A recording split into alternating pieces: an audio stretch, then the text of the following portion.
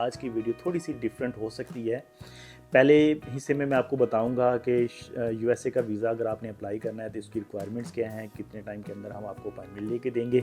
Second हिस्से में मैं फिर आपको बताऊंगा कि वहाँ जाके आप जो है किस तरह सेटल हो सकते हैं या नहीं हो सकते। तो कोशिश करेंगे मोटी मोटी बातें करके आपको जो है जनरल इन्फॉर्मेशन दे के आपको पता भी होगा या कुछ लोगों को नहीं आइडिया होगा, तो ये चीज़ें मैं इसमें वीडियो में बनाऊँगा।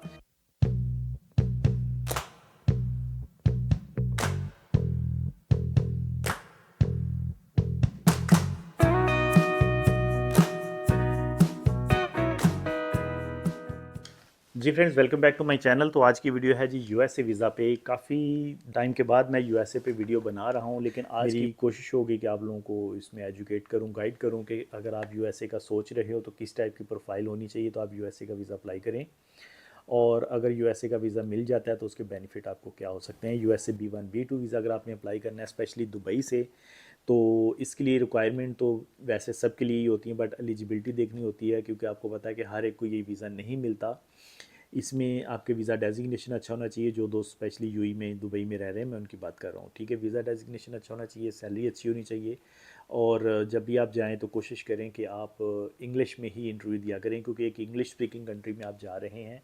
तो अगर आप इंग्लिश में इंटरव्यू नहीं देंगे तो फिर थोड़ा सा वीज़ा ऑफिसर ये भी सोच सकता है कि आप वहाँ जाके अपना जो भी टूर है उसको मैनेज कैसे करेंगे, ठीक है। तो कोशिश किया करें आप इंग्लिश में अपना इंटरव्यू दिया करें, ठीक हो गया।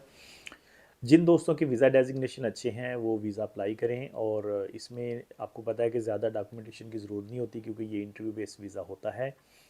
इसमें हम आपकी फाइलिंग वगैरह जो करते हैं यूई से स्पेशली, और इसमें D160 फॉर्म फिल करना होता है, इसमें आपकी इंटरव्यू की तैयारी करवानी होती है। तो इसमें आपको जो है हम लोग अर्ली अपॉइंटमेंट जो है 45 टू 60 डेज़ के अंदर दुबई या अबू धाबी में लेके दे देते हैं, और उसमें जो चीज़ें आपकी फ़ाइल में फ़िल होती हैं, लिखी होती हैं, उसी में से ही कुछ ना कुछ इंटरव्यू में पूछा जाता है। तो बेसिकली 2 से 3 मिनट की बात होती है जिसमें पूछा जाता है कि आप यूएसए क्यों जाना चाह रहे हैं, कहाँ जाएंगे, कोई आपका फैमिली मेम्बर तो नहीं है, या इससे पहले कभी आपका यूएसए का वीज़ा रिफ्यूज़ तो नहीं हुआ, और या फिर आप यूएई में क्या कर रहे हो, जॉब कर रहे हो या बिज़नेस कर रहे हो, तो उससे रिलेटेड आपसे बात की जा सकती है।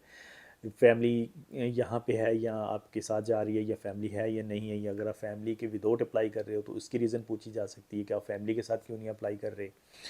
दूसरा ये आपसे पूछा जा सकता है कि पहले आपने कहाँ ट्रैवल किया है, आपकी इनकम क्या है या सैलरी क्या है। बैंक स्टेटमेंट कभी कभी पूछ भी लेते हैं बट नॉर्मली नहीं पूछते, ठीक है।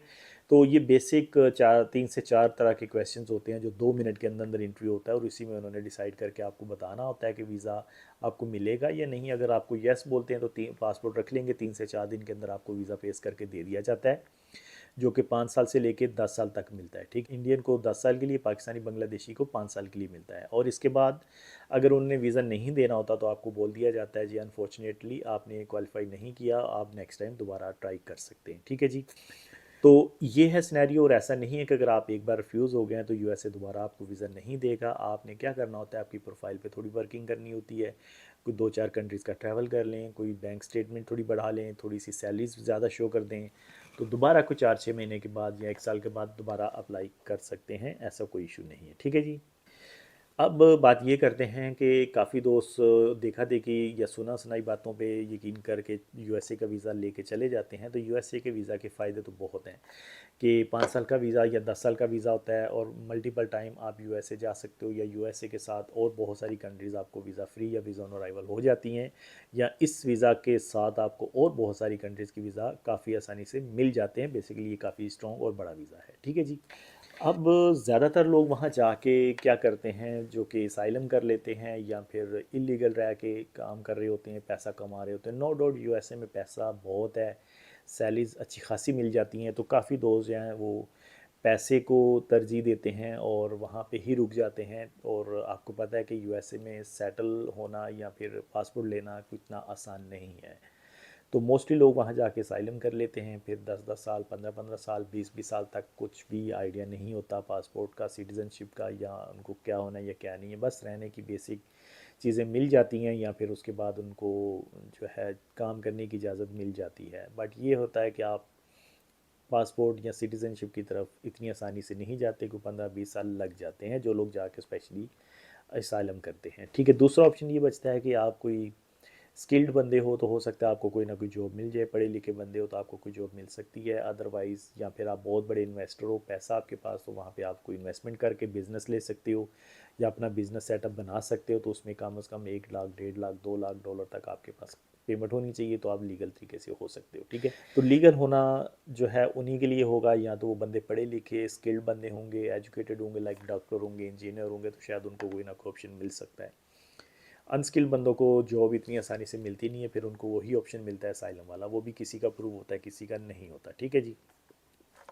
या फिर आपके पास पैसे हैं तो अच्छे खासे पैसे लगाएं, 1.5-2 लाख डॉलर, और वहाँ पे कोई ना कोई बिज़नेस बाय कर लें या नया बिज़नेस सेटअप कर लें, तो उसके थ्रू आप E2 के थ्रू आप अपना स्टेटस चेंज करके आप अपनी फैमिली को भी मूव कर सकते हैं और वहाँ रह सकते हैं। ठीक है जी। तो ये कुछ तरीक़ाकार है, एक तो वीज़ा अप्लाई करने का, दूसरा वीज़ा मिलने के बाद फ़ायदे क्या हैं और इसके साथ वहाँ पे सेटल कैसे हुआ जा सकता है।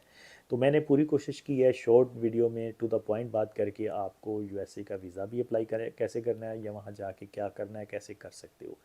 तो आई होप सो ये एक शॉर्ट वीडियो आपको पसंद आई होगी। कोई पॉइंट मैंने मिस कर दिया तो उसको आप जो है कमेंट्स में बताएं, फिर नेक्स्ट वीडियो में मैं पूरी कोशिश करूँगा वो पॉइंट्स भी कवर करूँगा। और thank you very much for watching the video दोस्तों। अगर आप मेरे चैनल पे नए हैं तो चैनल को सब्सक्राइब कर लें, बेल आइकन को प्रेस कर लें। फिर मिलते हैं नेक्स्ट वीडियो में नए टॉपिक पे। Take care, bye.